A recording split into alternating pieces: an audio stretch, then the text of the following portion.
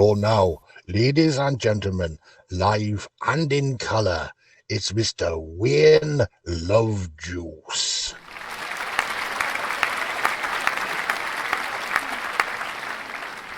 The other day our producer Louis had a chat with an interesting chappie who said that the YouTube algorithm really aren't that happy if a channel only broadcasts once a week, so we decided we can text ya whenever we've got a piece of news in our new book on the track Xtra.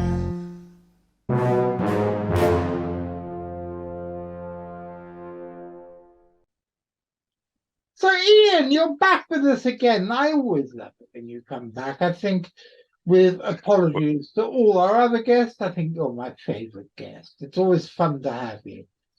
So, while you're living long and prospering, what have you got for us this week? Well, hello, John. It's good to be back on CFZ TV for more monsters and mayhem. So today we're going to reference back to some shows that we did in the past year and see if there's been any developments on these matters. So, firstly, in August, we reviewed this fishy tale of the Fiji mermaid, a hideous half monkey, half fish, taxidermied abomination from the 1800s. And we can look at a picture of the beast here just to jog our memories. So we got that there. Yes, yes, not very nice, but okay. So fast forward to Halloween this year, and I paid a visit to the Frankenstein Museum in Bath, and I had a pleasant surprise whilst viewing the artifacts. So let's have a look and see what I saw. Run VT. Right, okay. So it's Halloween 2023, and we're better to be than the Frankenstein Museum in Bath. And what's this we got over here? Let's go and have a look.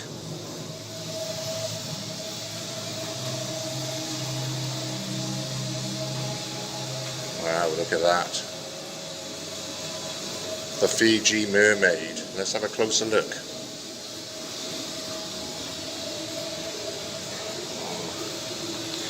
An ugly brute, isn't he? Let's see. Look at that. Wow. The Fiji mermaid. Half man, half fish. Let's have another closer look at him, his hands. Oh.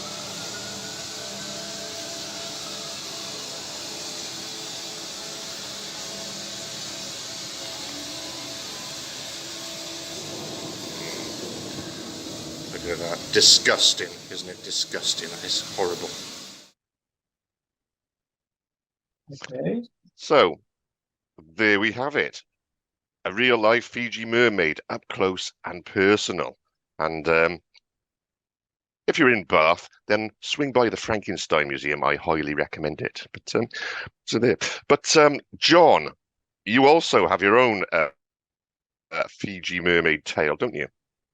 I do, because years ago, oh God, about 10 years ago, our old friend Al Friswell made us a Fiji mermaid, which for years was on display on top of the fish tank, which you can see there.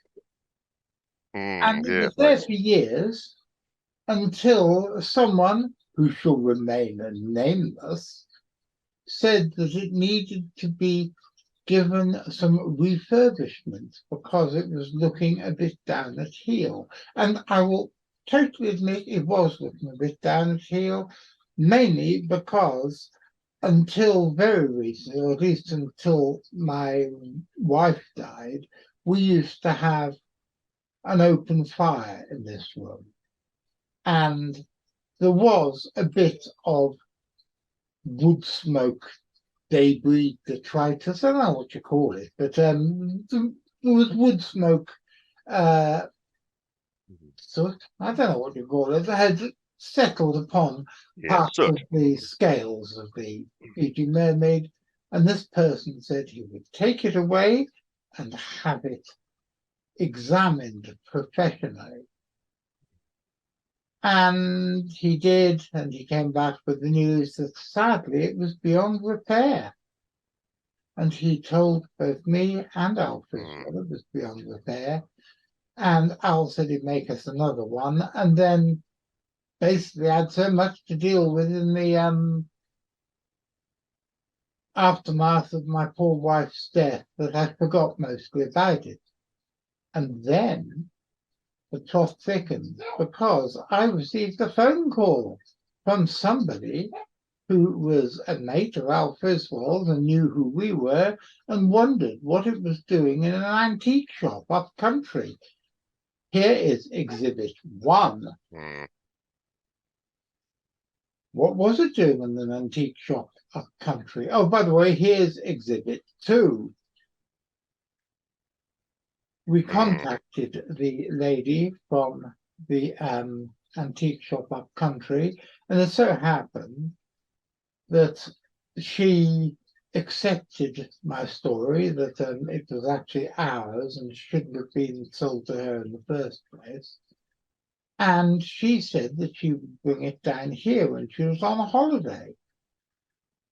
And that was, I think, beginning of October. However, the plot thickens because our car failed its MOT on exactly the day we were supposed to go down to junction 27 on the M5 to pick up the scaly creature from the antique shop lady.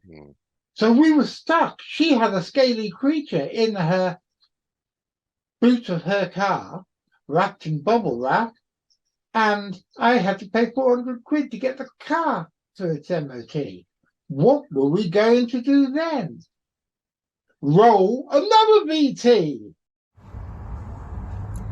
Hiya, my name's Guin. I'm the Assistant Director for the Centre for Footy and Zoology, and we're on a mission today for John to retrieve an artefact that went missing.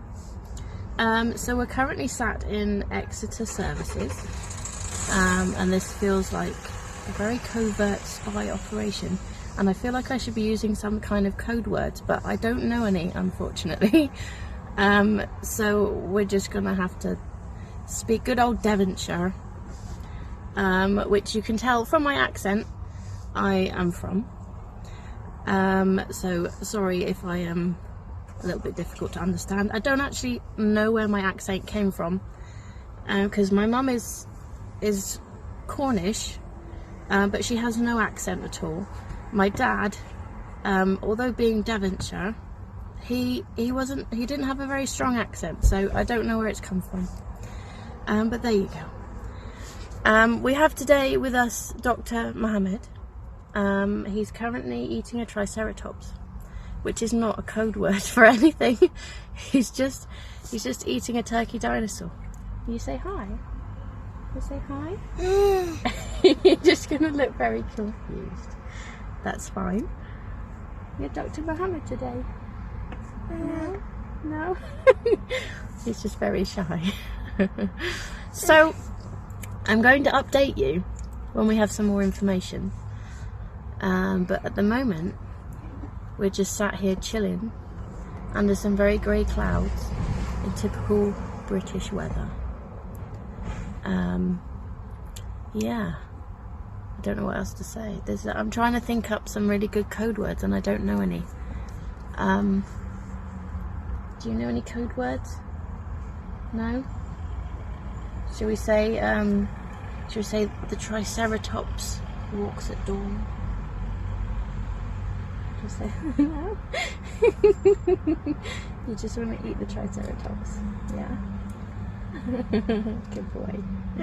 Okay, so we will update you when we have news, hopefully good news, and I'm sure John will share this at some point when the time is right.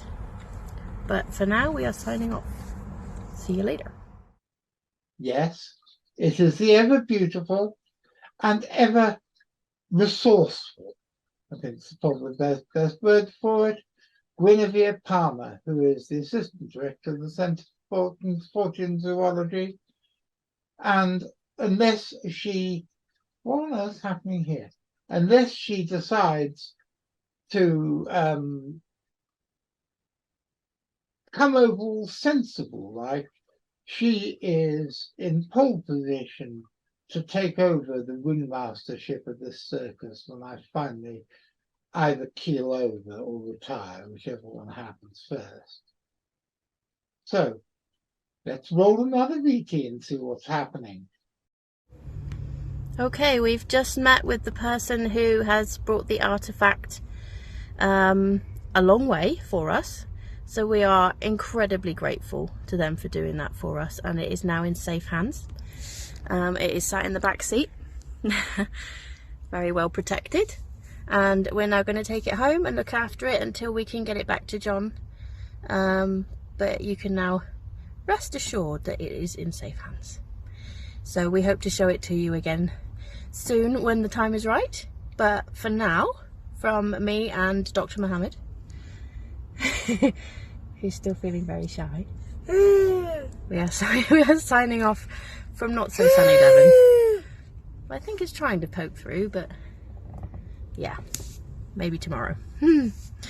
Bye for now. Dr. Mohammed, by the way, is her little boy, who's 2, Mohammed, who likes dressing up in a doctor costume and insists on being referred to as Dr. Mohammed, just in case anybody wondered what this was all about. But the long and the short of it is we've got our mermaid back. I still haven't decided what to do about the person who absconded with it. Several people in the CFZ organisation want me to take it to the cops. Other people want me to make sure he has no kneecaps left. And I am very minded to do nothing, because I'm quite a nice man. This guy was probably having serious problems at the time, and I don't want to make his life any worse. But the story is still open-ended, and I still have no idea what I'm going to do. And we haven't actually got it back yet. It is in a cardboard box wrapped in lots and lots of bubble wrap and other stuff in a cupboard in Guinevere's kitchen at the moment. But it will all be back and sorted out very soon. Good. So almost a happy ending then. And the moral of the story is don't steal mermaids. Yeah? Well, there is a story going around my household that the mermaid was originally stolen because the perpetrator, who still shall not be named, was in love with it. Well, I saw them kissing one night. Well, that's as may be, but I don't really care why he nicked it. The one thing I can tell you is I have decided what I'm going to do about it. I don't usually talk about my religion or my politics on this show, but I am a Christian, and it is written in the Bible that one should ask God to forgive you your sins as you forgive those who trespass against you. And on this case, I'm going to forgive the man who trespassed against me. Well, that's just not fair. I thought we were going to have a good old-fashioned CFZ public flogging. But as we're not, the only thing we can do is to give you a song about another unfortunate human-mermaid interaction which took place in Devonshire a long time ago. This is an old Devonshire folk song about mermaids, and my dad used to sing it to me when I was a little boy, and I'm absolutely certain that the lyrics would not be approved of in these horrible and decadent days. And it probably explains quite a lot about why I am the way I am today.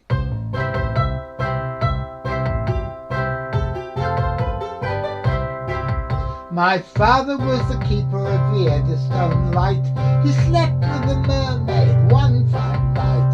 Out of this union there came three, a porker and a porpoise, and the other was me. Yo ho ho, the wind blows free. Oh, for a life on the rolling sea.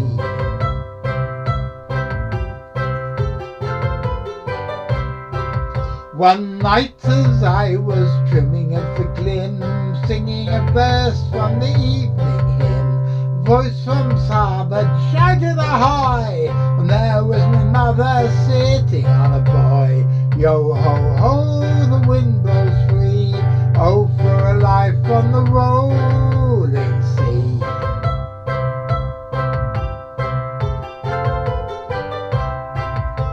What became of my children three? My mother then, he asked of me. One was exhibited as a talking fish, the other was served on a chafing dish. Oh ho ho, the wind blows free. Oh, for a life on the rolling sea.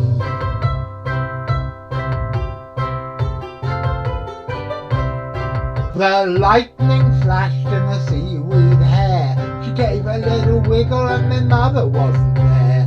But I heard a voice shouting out of the night, bollocks to the keeper of the Eddystone light. Yo ho ho, the wind blows free. Oh, for a life on the rolling sea.